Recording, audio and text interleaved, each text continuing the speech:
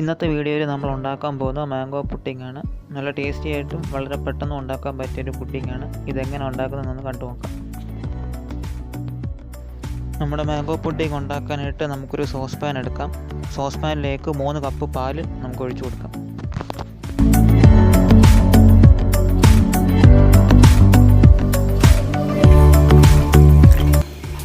ഈ പാലിലേക്ക് നമുക്ക് 3 ടേബിൾ സ്പൂൺ പഞ്ചസാരയും കൂടെ ചേർത്ത് കൊടുക്കാം. ഇതിലേക്ക് 3 ടേബിൾ സ്പൂൺ കസ്റ്റർഡ് പൗഡറും 1 കപ്പ് മാംഗോ പ്യൂരിയും കൂടെ ചേർത്ത് നല്ലപോലെ ഇളക്കി കൊടുക്കുക. കട്ട കെട്ടാത്ത രീതിയിൽ നല്ലപോലെ ഇളക്കി കൊടുക്കണം.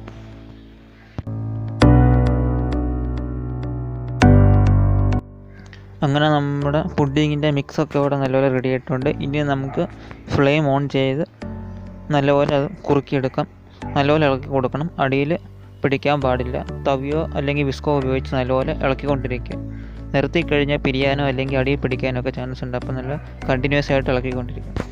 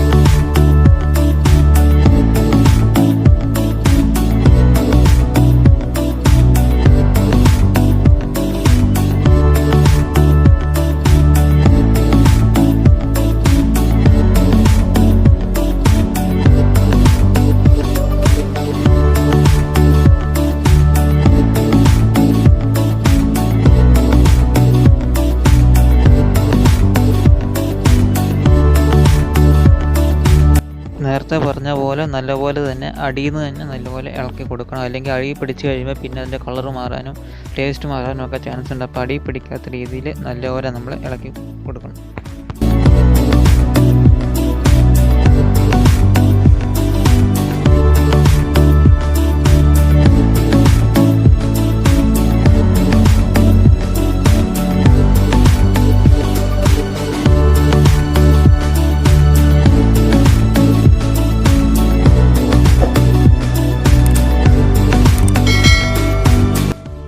നമ്മുടെ കസ്റ്റർഡിൻ്റെ മിക്സ് നല്ലപോലെ തിക്കായി വരുന്നുണ്ട്. നമ്മൾ കുറുക്കൊക്കെ ഉണ്ടാക്കുന്ന പോലെ നല്ലപോലെ കുറുക്കിയെടുക്കണം.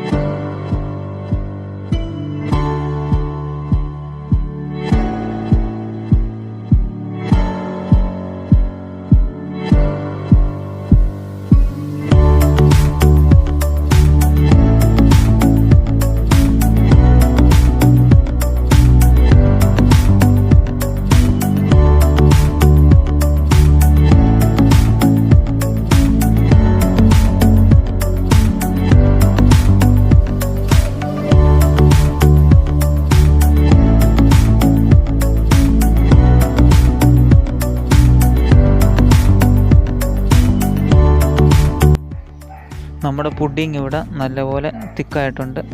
നമുക്കിനി ഫ്ലെയിം ഓഫ് ചെയ്യാം.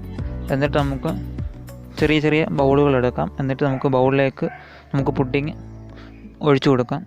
എന്നിട്ട് അതിൻ്റെ ചൂട് ഒന്ന് മാറിക്കഴിയുമ്പോൾ നമുക്ക് ഫ്രിഡ്ജിൽ വെച്ച് ഒരു 30 മിനിറ്റ് ഒന്ന് തണുപ്പിച്ചെടുക്കണം.